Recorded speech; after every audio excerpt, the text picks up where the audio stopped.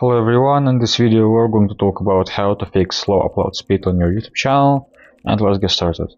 So if your Wi-Fi speed is good and it shouldn't be so slow, the first thing you're gonna do, scroll this bar down and click on the airplane mode. After you clicked on it, wait for 5 or 10 seconds and then turn it off.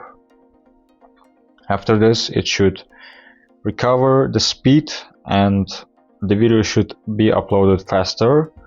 But if it still doesn't work, you just need to upload the same video, and after this it will actually boost the previous one, and you just need to then download the extra one that you don't need.